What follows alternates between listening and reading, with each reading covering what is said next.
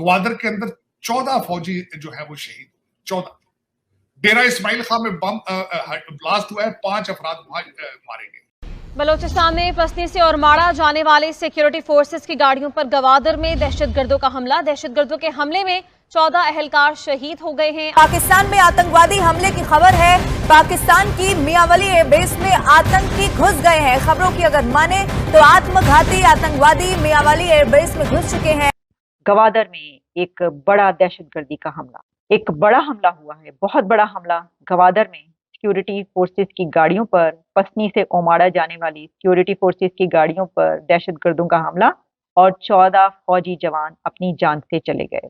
ये किस किस्म का इस्लाम अप्लाई कर रहे हो? वहां पे जिहाद ठीक है, और 76 साल में आपका एक भी बंदा वहां नहीं पहुंचा जिहाद के लिए, क्योंकि वो फलस्तीन का मसला आज का तो नहीं, वो तो बड़े अरसे का है। आप एक भी बंदा नहीं पहुंचा, आपने एक पानी की बोतल तक नहीं भेजी। जिहाद सिर्फ ट्वीट से कर देते हो यहाँ पे बैठ के।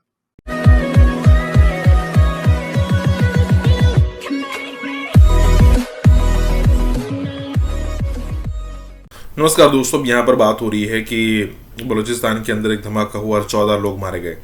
अब देखने वाली सिचुएशन यहाँ पर ये है कि मतलब जो 14 लोग मारे गए वो पाकिस्तानी आर्मी के जवान थे। अब देखने वाली बात यह है कि टीटीपी और बलोच लिबरेशन आर्मी BLA जो बलोचों का ग्रुप है, उनकी हिम्मत इतनी बढ़ रही है कि अब वो धीरे धीरे करके बलूचिस्तान के अंदर पाकिस्तानी आर्मी, पुलिस तो छोड़िए, पाकिस्तानी आर्मी का मुश्किल आना मतलब मुश्किल कर रहे हैं, क्योंकि उनको पता नहीं होता कि कौन से रास्ते से जाए, क्योंकि पता नहीं कहाँ आईडी लगाया हुआ है। पिछले दिनों भी हमने कई सारे वीडियोस देखे थे जिसमें हमको ये सीधा सीधा पता चला था कि एक पाकिस्तानी आर्मी की एक जीप थी, उसमें तकरीबन 7, 8 से 10 लोग बैठे थे। अब वो किसी जगह से निकली तो वहाँ धमाका हो गया। अब उस पर वजन आया होगा तो आईडी फट गया। और पाकिस्तानी आर्मी जब इस टाइप के अटैक शुरू हुए हैं ना, तब से मतलब थोड़ी खौफ में है, थोड़ी नहीं बहुत ज़्यादा खौफ में है। तो यहाँ पर यही बात हो रही है। इसी के साथ ये वीडियो शुरू करते हैं। बॉर्डर के ऊपर किसी दहशतगर्दी को बम मारने का भी इन्होंने कुछ उसको पकड़ा है। अगर इस तरह की चीज हुई तो फिर उससे ये चीजें मजीद खराब होगी। इसको चाहिए था कि किसी ऑर्गेनाइज तरीके से और कोई सिस्टम क्रिएट करके, और जो लोग यहाँ पैदा हुए हैं उनको चॉइस दिया जाता, जो लोग यहाँ नहीं पैदा हुए, जो इलीगल हैं या कोई इस तरह का सिलसिला है, वरना तो फिर आपने अभी रिसेंटली 12,000 पासपोर्ट तो अफगानी बाशिंदों को सऊदी अरेबिया के अंदर भी बेचे हैं आपने। अगर कहा जाए तो आपके सिस्टम या चीजें तो इंटैक्ट नहीं है। और दूसरा मैं ये और बात बताऊं, आपकी जो 98% दहशतगर्दी बढ़ चुकी है, टेररिज्म, उसके मुजाहरा भी कल हुआ है। ग्वादर के अंदर 14 फौजी जो है वो शहीद, 14। डेरा इस्माइल खां में बम ब्लास्ट हुआ है, 5 अफराद वहां मारे गए। तो मैं ये और अब दर हकीकत आप लोग इम्यून हो चुके हैं, आप इस चीज को आप खबर भी नहीं समझते हैं कि 15 वहां मर गए, 20 वहां मर गए। अब लोग कहते हैं भी चले क्या, ये तो रूटीन में। बलोचिस्तान में पसनी से औरमाड़ा जाने वाली सिक्योरिटी फोर्सेस की गाड़ियों पर गवादर में दहशतगर्दों का हमला। दहशतगर्दों के हमले में 14 अहलकार शहीद हो गए हैं। ISPR का बताना है कि इलाके में क्लियरेंस ऑपरेशन जारी है। इसी बारे में बात करते हैं। Deputy bureau chief Ejaz Ahmed हमारे साथ मौजूद हैं। एजाज अहमद, बताइए इस बारे।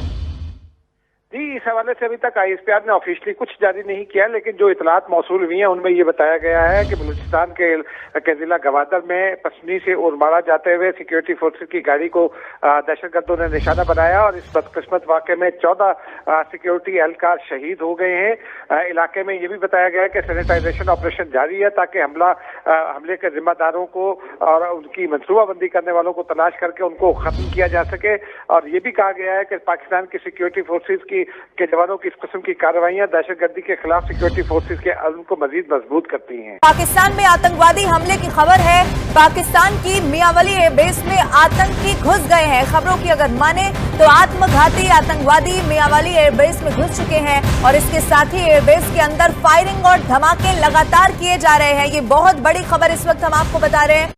गवादर में एक बड़ा दहशतगर्दी का हमला, एक बड़ा हमला हुआ है, बहुत बड़ा हमला। गवादर में सिक्योरिटी फोर्सेस की गाड़ियों पर, पसनी से ओमाड़ा जाने वाली सिक्योरिटी फोर्सेस की गाड़ियों पर दहशतगर्दों का हमला और 14 फौजी जवान अपनी जान से चले गए।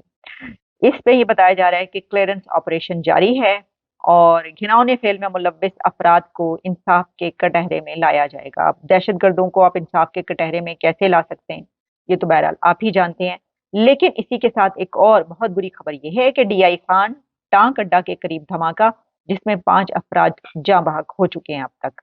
और इसमें फायरिंग की आवाजें भी सुनी गई हैं। इसका मतलब यह है कि बाकायदा मुकाबला हुआ है दहशतगर्दों के बीच और सिक्योरिटी फोर्सेस के बीच, और इसमें पुलिस वैन को निशाना बनाया गया है। तो इससे पता ही चल रहा है कि वो पुलिस वैन हो, पुलिस की गाड़ियां हो, या वो फौजी गाड़ियां हो, निशाना इन्हीं सिक्योरिटी फोर्सेस की गाड़ियों को बनाया जा रहा है।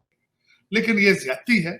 और यहाँ पे मेरा एक सबसे बड़ा मेरा जो गिला है, शिकवा है आपसे, अपने पाकिस्तानियों से, वो शिकवा ये है कि इनके घरों को लूट रहे हो, इनके घरों की, इस्लामाबाद के अंदर उन्होंने आप बुलडोजर चला दिए, गाजा में जाके जिहाद करना चाहते हो, ये भी तो आपके मुसलमान भाई हैं।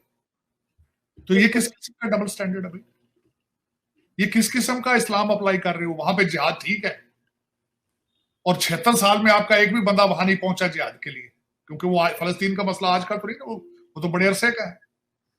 आप एक भी बंदा नहीं पहुंचा, आपने एक पानी की बोतल तक नहीं भेजी, जिहाद सिर्फ ट्वीट से कर देते हो यहाँ पे बैठ के। हमने आज तक किसी पठान भाई के सामने, मुगल जो थे वो पठान थे ना, वो अफगानी थे, टर्कश थे, पता नहीं क्या क्या मिक्स थे, कभी खड़े हुए उनके खिलाफ? ब्रिटिश आए उनके खिलाफ खड़े हुए? नहीं हुए। ये तो फिर एक सिख रिलीजन था, उनको वॉरियर बना के उन्होंने महाराजा रणजीत सिंह, और वो मिसलें थी उनकी, और वो भी वो इनके शबखून मारते थे, माइनॉरिटी में थे, छोटे थे, तो वो तो उन्होंने कुछ लड़ झगड़ के उन्होंने अपनी स्टेट बनाई इस एरिया के अंदर, वरना तो यहां से किसी ने आज तक रेजिस्ट किया ही नहीं, किसी भी इन्वेडर को भी, आज भी नहीं कर रहे हम।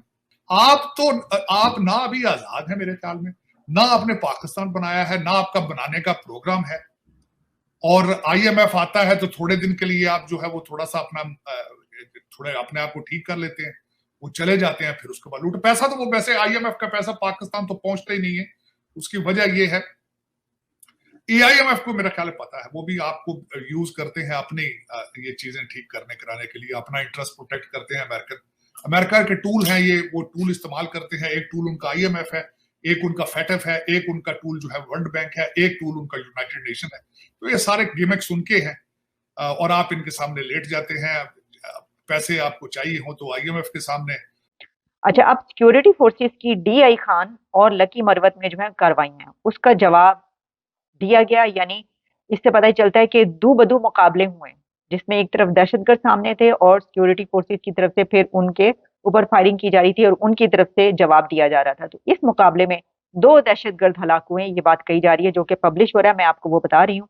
और इसमें ये भी बात सामने आई है कि ये भी बताया गया है कि एक खुदकुश बमबार, जो कि कलदम TTP के खुदकुश बमबार उसामा के नाम से एक बंदे की शनाख्त हुई है, और उसमें ये बताया गया ये एक हाई प्रोफाइल वाकये की प्लानिंग कर रहा था, यानी एक बहुत बड़ा दहशतगर्दी का कोई ऐसा हमला होने वाला था कि जिसकी वो प्लानिंग कर रहा था, और उसका नाम उसामा है, वो खुदकुश बमबार था, और उसको मार दिया गया है।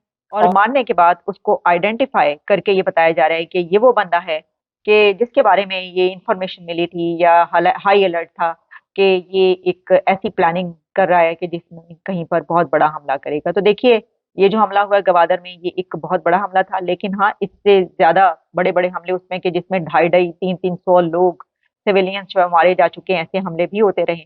तो जिन दहशतगर्द तंजीमों की बात की जा रही है, उसमें एक तो है TTP।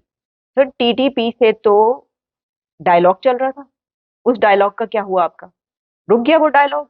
दहशतगर्दी तो कम होने के बजाय बहुत ही ज्यादा हुई है। अच्छा, फिर उसी के साथ आप अफगानिस्तान के साथ देख रहे हैं, जब अफगानिस्तान के साथ जब ऐसी सिचुएशन होगी जिसमें ये कहा जा रहा होगा कि हम तुम्हें नहीं छोड़ेंगे, और वो कह रहे होंगे कि आगे वो आओ तो सही जरा, वो तुसी कौन।